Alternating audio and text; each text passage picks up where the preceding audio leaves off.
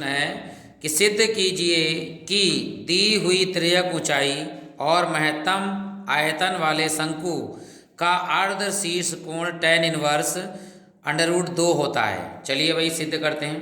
तो पहले हम इसका बनाते हैं चित्र। क्या बनाना है हमारे लिए? एक शंकु बनाना है।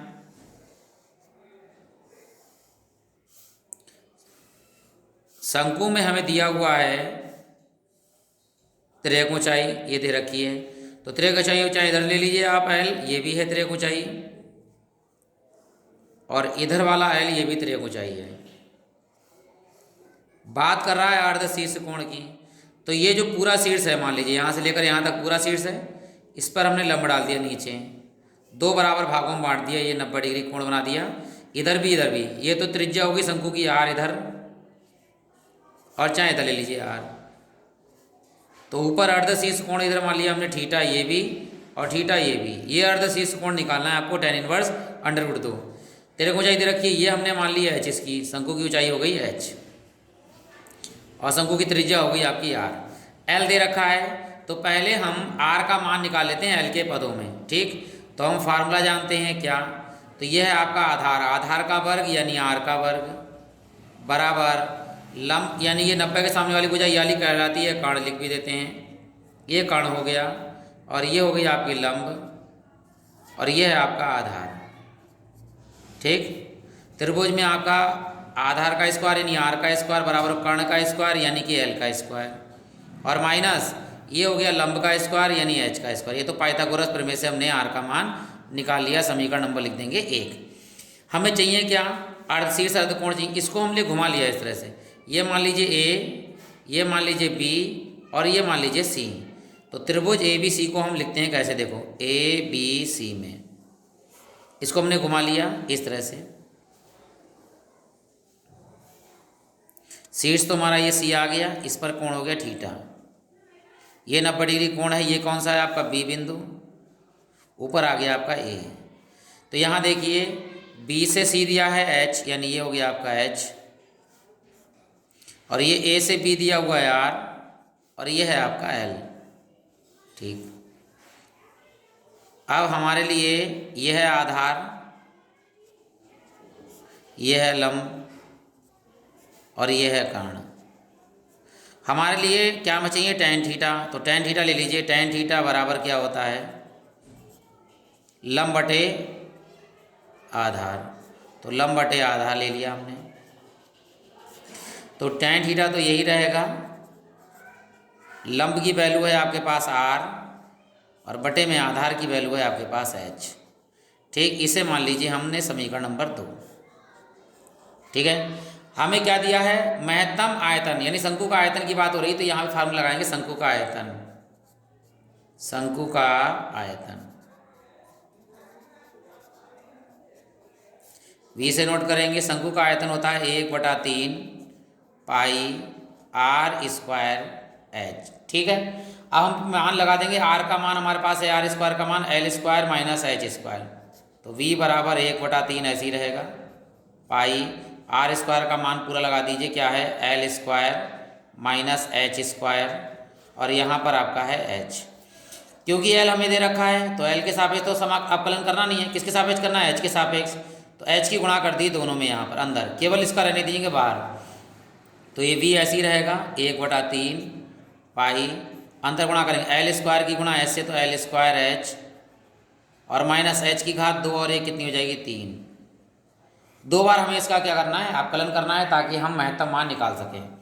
तो पहले करेंगे अवकलन डिफरेंशिएटिंग विद रिस्पेक्ट टू, किसके सापेक्ष करना है? h के सापेक्ष। x है नहीं यहाँ पर, तो हम h के सापेक्ष ही इसका अवकलन करेंगे। तो मैं यही कर दे रहा हूँ, ध्यान दीजिए। ये हो गया, v का अवकलन होता है dv/dh के सापेक्ष है, तो dh नीचे आएगा बराबर, ये अचर पद है 1/3 पाई, तो 1/3 पाई ऐसे ही रहेगा। अंदर अवकलन करेंगे, l स्क्वायर तो अचर पद गुणे में, तो ऐसे लिखे रहेंगे, और h का जो अवकलन होगा वो 1 होगा, और माइनस में h की घात 3 का अवकलन तो 3 शुरू में आएगा, और h की घात 1 कम हो जाएगी, कितनी हो जाएगी? 2। ये हमने एक बार अवकलन कर दिया।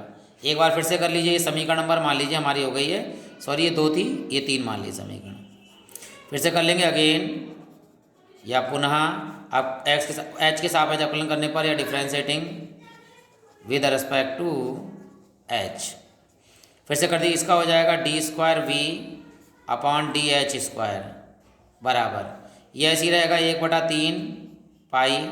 अब ये एल स्क्वायर की गुणा 1 से करेंगे तो एल ही रहेगा, एल स्क्वायर रहेगा। एल स्क्वायर जो है अचर पद है, अचर पद का अपकलन 0 माइनस यहाँ गुणा करेंगे इसकी 2 3 6 और 1 घात और कम हो जाएगी, 2 में से 1 कम तो ही तो 1 हो जाएगी आपकी। ठीक, अब ये हो गया d square v upon d h square बराबर, ये प्लस माइनस की गुणा करेंगे तो माइनस हो जाएगा। यहाँ काटना चाहें तो काट दीजिए, ऊपर आ जाएगा 6 बटे में है 3 और पाई एच, काटना चाहें तो काट दिए, 3 दूनी 6, लेकिन हमें तो निशान से मतलब है माइनस आ रहा है, यानी ये ऋणात्मक है। और हम जानते हैं अगर ऋणात्मक होता है तो मान होता है महत्तम। एक तो काम हो गया कि आयतन तो महत्तम हो गया। अब हमें मान निकालना है केवल वो जो निकालना है, tan inverse theta, tan inverse √2। चलिए ये मान निकालते हैं, लिखते हैं उचिष्ट तथा निम्निष्ठ के लिए, उचिष्ट तथा निम्निष्ठ के लिए क्या होता है, यहाँ पर है dv अपॉन डी जो एक बार अपकलन करते हैं उसके बराबर लगा देंगे 0।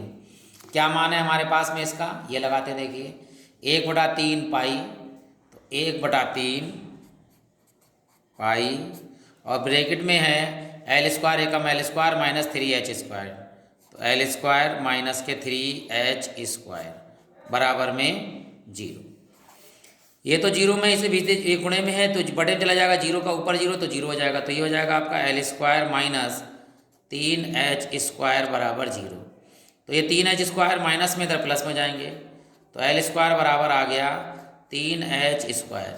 इसे हम समीकरण नंबर 2 में लगा देंगे, देखिए तो समीकरण 2 जहाँ पर है 2 से, तो 2 लिख देते हैं। क्या है समीकरण नंबर 2 नहीं, समीकरण 1 में ही लगाना पड़ेगा, सॉरी 1 है आर स्क्वायर बराबर एल स्क्वायर माइनस स्क्वायर, तो ये लिख देंगे यहाँ पर 1 से है आर स्क्वायर बराबर L square minus H square, तो यहाँ पर मान लगा दीजिए आप, एल स्क्वायर माइनस क्या है एच स्क्वायर का मान, या एल स्क्वायर का लगा दिए 3h स्क्वायर, तो सॉरी यहाँ पर एल स्क्वायर का मान लगाइए 3h स्क्वायर और माइनस में है एच स्क्वायर, तो आर स्क्वायर बराबर आ गया आपका 3h स्क्वायर में से 1h स्क्वायर जाएगा तो 2h स्क्वायर हो गया। अब ये 2h स्क्वायर हो गया हमारे पास में, तो स्क्वायर जब यहाँ से हटाएंगे तो यहाँ पे लगेगा √2h स्क्वायर, तो आर बराबर हमारे पास मान प्राप्त हो गया √2 और इसके स्क्वायर से इसका अंडर हट जाएगा तो h आ गया। ये मान अब हम लगाएंगे समीकरण नंबर 2 में, जो हमें सिद्ध करना है। समीकरण 2 थे क्या थी, 2 थी हमारे पास में tan थीटा बराबर r/h, तो मान लगाइए यहाँ पर, तो tan थीटा बराबर r का जो मान आया वो कितना है 2√h, तो यहाँ लगाएंगे √2 और साथ में h बटे में h, h से h क्या हो गया कैंसिल, तो tan थीटा की जो वैल्यू आई है वो आई है √2 और हमें थीटा की वैल्यू चाहिए तो tan इनवर्स इधर चला जाएगा, तो थीटा बराबर हो जाएगा tan इनवर्स √2। यही हमें सिद्ध करना था। और इसी की तरह बहुत सारे सवाल आपको प्लेलिस्ट में मिलेंगे। अगर आपको वीडियो पसंद आया हो तो लाइक कर सकते हैं, चैनल को सब्सक्राइब कर सकते हैं और प्लेलिस्ट में जाके ऐसे सवाल और मिल जाएंगे। आप सभी लोगों का हृदय से धन्यवाद।